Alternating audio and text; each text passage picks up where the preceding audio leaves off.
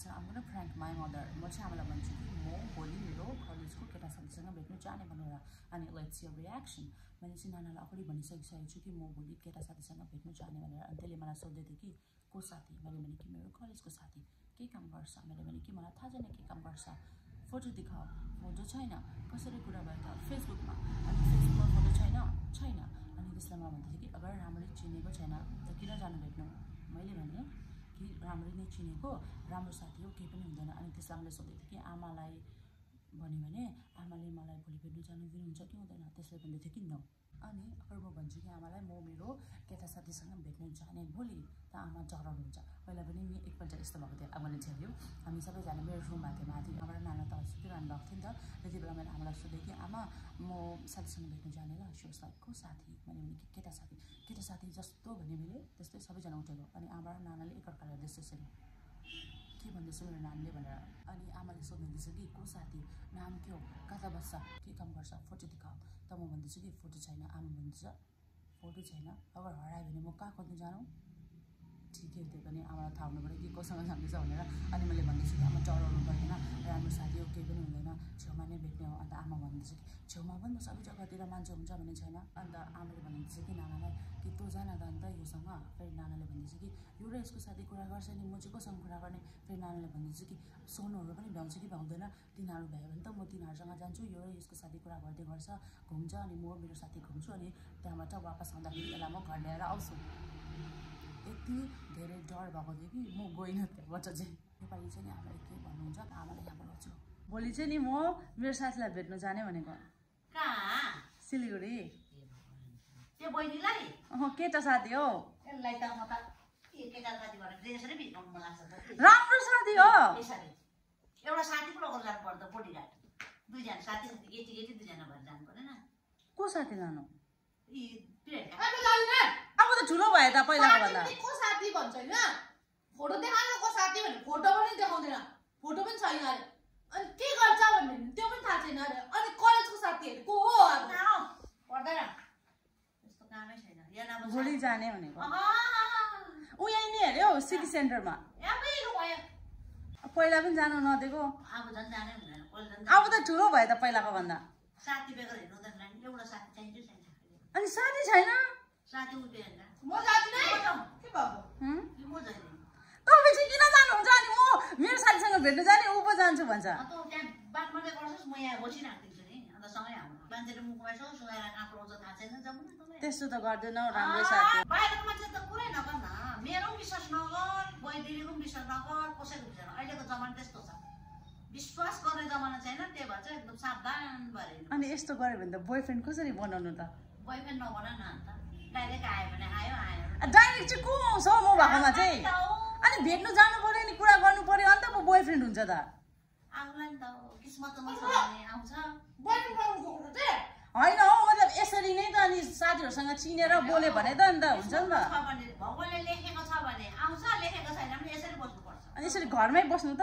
अब लेखेको छैन अब कहाँ जबरजस्ती गर्नु. होइन अनि अहिले त जाने समय छ नि त. अन्त जानु दियो भने त अन्त होइन जबरजस्ती किस्मतमा छ भने त आफै आउँछ. तँलाई जोडी भगवानले बाँधेको छ भने घरमै आउँछ. घरमै दोहोरेर आउँछ. बाँधेको छैन भने जति नै भागदौड गर्छ भने पनि आउँदैन. अनि घरमा आयो भने त अनि भोलिको दिनमा भेट्नु बोलायो भने चाहिँ नजानु. अब त यहाँ त हामी चिना जाना सबै उसको पुरा चेक सबै भइसक्छ. अन्त कहाँ भागेर जान्छौ अन्त साँच्ची नजानु दिने. म त जान्दिनँ त्यसै. गयो भने दिदी बहिनी जान्छ. छिटो आउँछु तर 4 बजीसम्म दार्जिलिङ जाने भन्दै थियो हो. मैले भने कि दार्जिलिङ गरे होइन घुम्नु जाने दार्जिलिङ भन्दै थियो. मैले दार्जिलिङ नजाने आमाले जानु दिनु हुँदैन होला सिटी सेन्टरसम्म चाहिँ जानु दिनुहुन्छ होला भने. जान्दिनँ भन्छ. अब यसलाई कसले कुद भने त्यहाँ फेरि घरमा त कहाँ बोलाउनु. केटा भयो भने पो बोलाउने त. साथीलाई त बोलाउने हो. साथीलाई त बोलाउनु पर्छ त. चिया बिस्कुट खाऊ यसो बातचित गर हाँसी मजाक गर आफ्नो बाटो लगा. त्यति नै मतलब जानु चाहिँ नपाउने. नपाउने साँच्ची के नजिस्की भनौँ न. उयो सिटी सेन्टरसम्म नै साँच्चीमा भोलि भेट्ने भन्दै थियो नि त. अस्तिको ज्याकेट लगाउँछु भनेर सोचिरहेको थिएँ. राम्रै भएर जाने हो.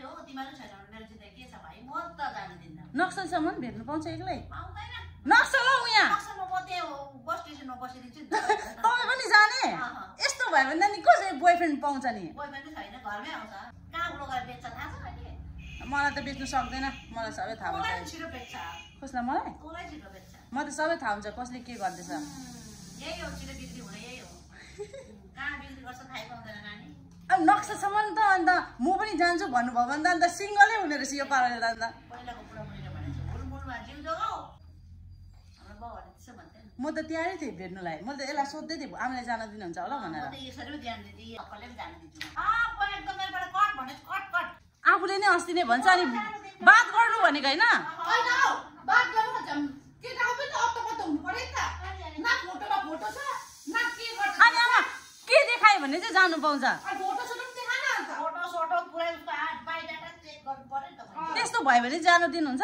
बायोडाटा पुरै बायोडाटा चेक साँच्ची जानु दिन्छ अनि उसले पठाउँछ होला नि त त्यस्तो भन्यो भने चाहिँ अब पठाउनु भन्न त बायोडाटा चेक गर्नु न त अद्दो न पद्दोमा जान्छ के बायोडाटा सबै चेक गर्नु पर्यो अनि के भयो भने डाइरेक्ट उसको घरमा जानु पर्यो नि त होइन उसको रियलको फोटो छैन रियलको फोटो अन्त कता छ के छ आमाको फोटो पनि पठाउनु भन्नु आमाको फोटो चाहिँदैन उसको फोटो मात्रै चाहिन्छ रियलको फोटो साँच्चीमै भनेको कि साँच्ची जिस्को त हो। मलाई चाहिँ लाग्दै थियो कि यो पालि जान दिनुहुन्छ होला आमा डराउनु चाहिँ हुन्छ होला तर जानु दिनुहुन्छ होला छिटो आउनु भन्नुहुन्छ होला भनेको त सिधै म पनि जान्छु भन्नु थाल्नु आमा त आज म त गएको छैन तँ कहाँबाट जान्छस् आज म त गएको छैन तँ कहाँबाट जान्छस् नजानु होला अब के गर्नु त भोलि यसो साथीसँग भेट्नु जाने भनेको त नजानु दिनु होला अब के गर्नु इन फ्युचर अगर कसैसँग भेट्नु जानु हो भने चाहिँ थाहा भयो कि मैले के गर्नुपर्छ फोटो देखाउनुपर्छ कताको हो के काम गर्छ सबै देखाउनुपर्छ अन्त चाहिँ जानु दिने होला सायद सो अब चाहिँ म जान्छु काम छ अलिअलि त्यो सबै काम गर्ने हो भेट्नु जाने थिइनँ हो मैले तपाईँले के भन्छ भनेर मात्रै ए जान्नु थियो कि तपाईँले मलाई जानु दिन्छ कि दिँदैन भनेर जानु थियो जानु पर्यो भने कहिले तपाईँले के भन्छ भनेर चाहिँ मलाई जानु जानु दिन्न भन्ने भएको सबै देखायो भने चाहिँ जानु दिनुहुन्छ फोटो अनि कता बस्छ के बस्छ सबै साथी लगेर जानु पर्दैन एकजना त्यस्तो देखाएपछि पनि साथी लानु अन्त साथी पनि त राम्रो हुन्छ त भयो के भयो भने एउटा साथी हुन्छ कहाँ हिँड्दा पनि आजकल एक्लै हिँड्नु हुँदैन अहिले तपाईँलाई लाग्दै थियो कि साँच्चीमै यो जानु लाग्यो के हो भोलि भनेर तर पनि म नि तयारी भएर गएको भए हान्थ्यो पो चप्पलले पछाडि जानु हुँदैन हौ एक्लै विश्वास गरेर जान्छ अहिले म पनि एक्लै हिँड्दिनँ डर लाग्छ ए तपाईँ पनि नहिँड्ने म चाहिँ के मलाई त कसले लाने हो तर यसो बाटोतिर रिङ्गाटो चल्छ लड्यो भने नक्सासम्म आउँदा चाहिँ हुने रहेछ त्यहाँसम्म त म जान सक्छु त्यहाँसम्म चाहिँ म पनि त जान सक्छु तपाईँलाई त म लाँदिनँ म एक्लै जान्छु मैले भनिदिइसकेको छु